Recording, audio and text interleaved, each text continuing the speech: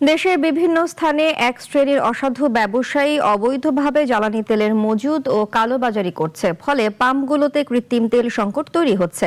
রোববার জাতীয় সংসদে এক প্রশ্নের জবাবে বলেছেন জ্বালানি মন্ত্রী। এদিকে জ্বালানির সংকট নিয়ে সরকার পরিষ্কার করে কিছুই বলছে না জানিয়ে কঠোর সমালোচনা করেন স্বতন্ত্র প্রার্থী রুমিন ফারহানা। বিস্তারিত সানি আহমেদের প্রতিবেদনে। ধন্যবাদ মাননীয় স্পিকার। দেশে চলমান জ্বালানি সংকট কাটানোর জন্য সরকার নানামুখী পদক্ষেপ নেয়ার পাশাপাশি দরও সমন্বয় করেছে। সরকার বারবার বলছে জ্বালানির যথেষ্ট মজুত রয়েছে, কিন্তু সরকারের এ দাবির কঠোর সমালোচনা করেন সংসদ সদস্যরা। রোববার জাতীয় সংসদে জ্বালানি সংকট নিয়ে তীব্র ক্ষোভ ও অসন্তোষ প্রকাশ করেন ব্রাহ্মণবাড়িয়া ২ আসনের সংসদ সদস্য রুমিন ফারহানা। জ্বালানি তেলের মূল্য বৃদ্ধি এবং তীব্র সংকটময় পরিস্থিতি নিয়ে সরকারের অবস্থানের কঠোর সমালোচনাও করেন।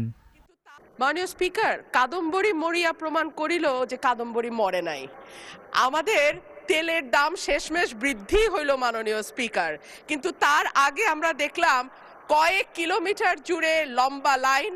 আমরা দেখলাম মাঝরাত পর্যন্ত ড্রাইভাররা দাঁড়িয়ে আছে, তারা তেল পাচ্ছে না, কিন্তু সরকারের সেই ব্যাপারে কোনো হেলদোল নাই। এদিকে রুমিন ফারহানার বক্তব্য চলাকালে সরকার দলীয় সংসদ সদস্যদের অঙ্গভঙ্গির কথা উল্লেখ করে পয়েন্ট অফ অর্ডারে দাঁড়িয়ে বিরোধী দলীয় নেতা এর প্রতিবাদ ও নিন্দা প্রকাশ করেন। যখন মাননীয় সংসদ সদস্য রুমিন ফারহানার বক্তব্য চলছিল, বিষয়টা একেবারেই অগ্রহণযোগ্য যা করা হয়েছে। সম্মানিত কিছু সদস্য এমন কিছু অঙ্গভঙ্গি করেছেন যেটা আমার বিবেকে আঘাত লেগেছে। আমি এটা আশা করি না। আমি এখানে তাদের নাম বলে আমি নিজে লজ্জা পেতে চাই না।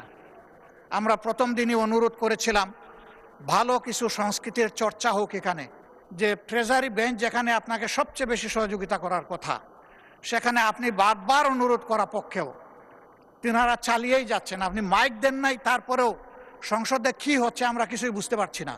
এদিকে বিদ্যুৎ, জ্বালানি ও খনিজ সম্পদ মন্ত্রী ইকবাল হাসান মাহমুদ জানিয়েছেন, দেশের বিভিন্ন স্থানে এক শ্রেণীর অসাধু ব্যবসায়ী অবৈধভাবে জ্বালানি তেলের মজুত ও কালোবাজারি করছে, ফলে পাম্পগুলোতে কৃত্রিম তেল সংকট তৈরি হচ্ছে। রোববার জাতীয় সংসদে বিরোধী দলের সংসদ সদস্য মাসুম মোস্তফার এক প্রশ্নের জবাবে মন্ত্রী ইকবাল হাসান মাহমুদ একথা বলেন। ডেপুটি স্পিকার কায়সার কামালের সভাপতিত্বে বৈঠকের শুরুতে প্রশ্নোত্তর টেবিলে উত্থাপিত হয়। সানি আহমেদ, নাগরিক, ঢাকা।